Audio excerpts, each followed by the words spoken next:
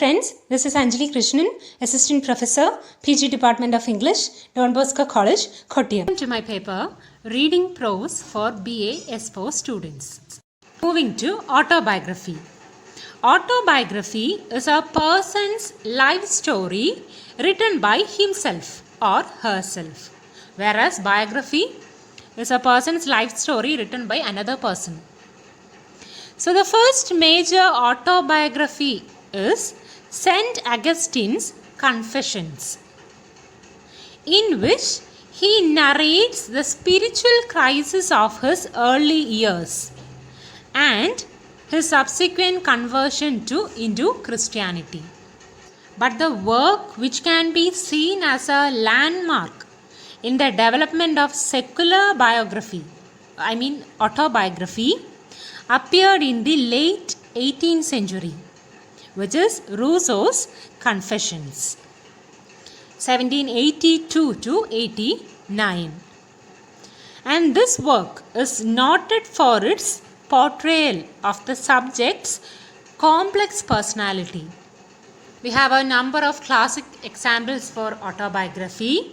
The first one, Benjamin Franklin's autobiography, 1766. His autobiography is named as Autobiography, 1766. Then Wordsworth's autobiography, The Prelude, 1850. Then Cardinal Newman, his autobiography titled Apologia Pro Vita Zoe, 1864. Then John Stuart Mill, his autobiography, 1873.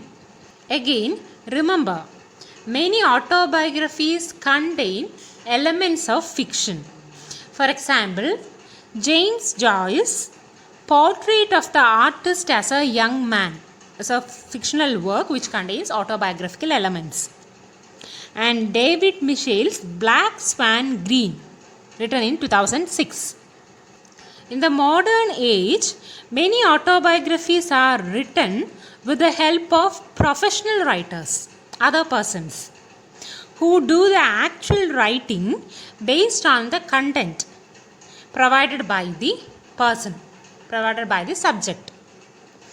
A classic example of such a collaborative work is the autobiography of Malcolm Ten, written by Alex Haley in 1965, which has a professional touch, and it is written by a professional writer knowing the content provided by the subject. Again, other forms of life writing like memoirs, diaries and letters can be considered to be the subcategories of autobiography. In memoirs, the focus is on the events witnessed by the person rather than on his or her personality. So he is narrating the events that he has witnessed in his life, narrating as though memories. Memoirs can be about the memories of the wars they encountered and of the experience of having held high political offices.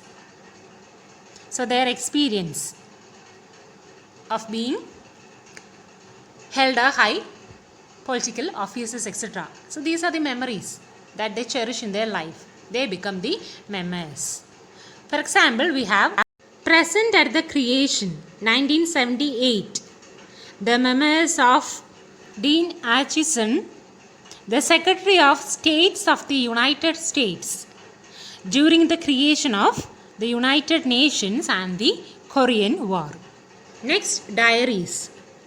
They are a person's narrative about his or her personal activities, narration of the person's innermost desires, and are usually written for private use rather than for publication. It also includes his or her commentary upon the significant events of the day. It is noted.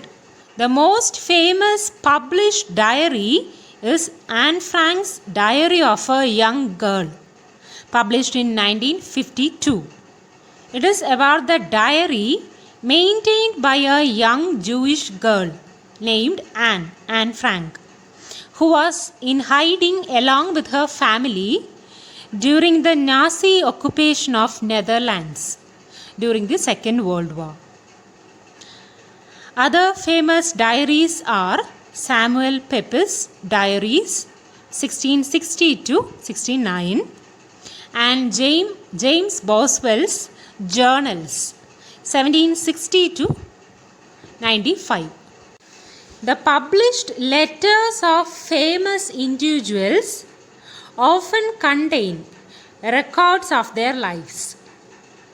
The published letters of many famous writers such as we have Lord Byron, Charles Dickens, Charles Lamb, etc. are considered to be reliable records of their lives and personalities.